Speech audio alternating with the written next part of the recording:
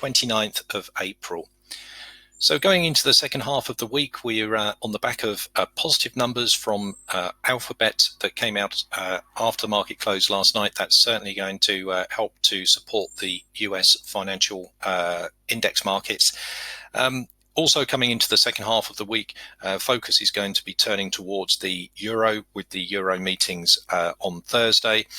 There's also the interest rate decision, but I think particular interest is going to be focused on the bond buying and stimulus programs and any sort of developments in there. So let's take a look at the markets that we discussed on Monday and some of the opportunities that we're focusing on going into the second half of the week. Now, one of the markets that we're keeping an eye on here is cable. We've certainly seen a bit of a theme develop through the course of the first half of the week, which is Aussie and Kiwi strength and US dollar weakness. Now, we're looking to see if this US dollar weakness can be help to support cable get through the 125 level. You can see that cable has had, or Great British Pound, I should say, across the board has had quite a bit thrown at it over the past few weeks. But even so, it's still managed to sort of hold up sort of fairly well, and certainly around that sort of 125 price point. Obviously, if it can't hold above 125, then there is sort of one clear direction for it to go. But we're seeing at this moment in time strength within this market helped and supported by the weaker dollar. Now, we do have the Fed interest rates and later on this evening, so that may well help to give some sort of decisive direction on the dollar, and that may well sort of be the decision point for this market.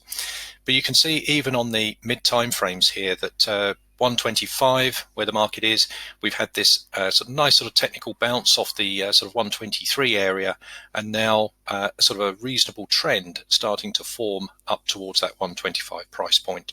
So all eyes on this later if the market gets through there. We also discussed on Monday the Dow. Now, if you come and take a look at the Dow, on Monday the market was back here to the 24,000 level. We were saying that if we can get through here, we can easily get up to that 24,160, which it did. And then above here, we were looking at sort of higher prices. But the market surprisingly sort of managed to really just sort of contain within this range, but just move up a notch. So you can see the price action. It didn't really manage to sort of clear the highs up here very sort of decisively. And now it's sort of sunk back into 24, bounced off there, and now it's just sitting on top of that 24,160 at the moment. If we just come out of this and take a look at the price action on a clean chart on the 8-hour time frame, you can see a little bit clearly where the market's sort of going at the moment. So getting out of this range that the market's been stuck in for the past few weeks is really what we're sort of looking for, to get some sort of clear direction and a bit of a move to the next sort of level. You can see at the moment still within this, still hasn't sort of really broken out of this range at this moment in time. But any higher prices we could be seeing up here towards 25,500. And maybe even that sort of 25.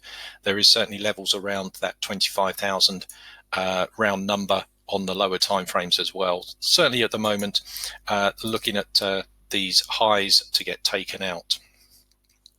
Now, if we come and take a look at the other markets we discussed on Monday, which was Aussie yen. On Aussie yen, we were looking for opportunities once the market sort of cleared the 69 level. The market's got above 69 now, and the trend on the mid time frames is looking again still fairly reasonable. So as long as that trend continues, we're still looking for higher prices here and looking for opportunities. The market here, once we're above this level, which we are, where is the next sort of structure point? And we can see that there's around 71.80, just below that 72 price point. There is some significant structure. If we come out of this and take a look at the monthly chart, for example, you'll see what I mean. Even though the monthly is in a solid downtrend, getting back into 71.80 brings it back into these previous lows in price, but also brings it back into the fair value zone and takes out this overextension on the last move. So again, coming to the 4-hour time frame, you can see that we've got a fairly reasonable trend here. We're still bullish on the Aussie, as long as the Aussie is still strong, and we also see that these trends stay intact, and we continue to look at new buying opportunities. The other market that we discussed on Monday was Euro against the Kiwi. Now, if we come here to the daily time frame, you can see the level that we've been looking for the market to break. In fact, the market's just been hovering around this level until last night, and overnight the market managed to break through the level.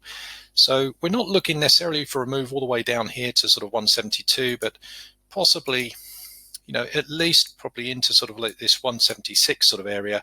There is plenty of distance to the short side before we start to come into previous resistance. If we come to the 4-hour time frame, you can see the sort of price action a little bit more clearly here.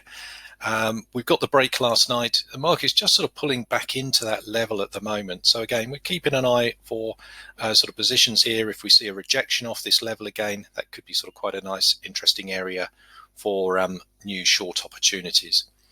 So there's a few markets there that we're keeping a close eye on going into the second half of the week. I certainly hope it helps, and look forward to speaking to you next time. Bye for now.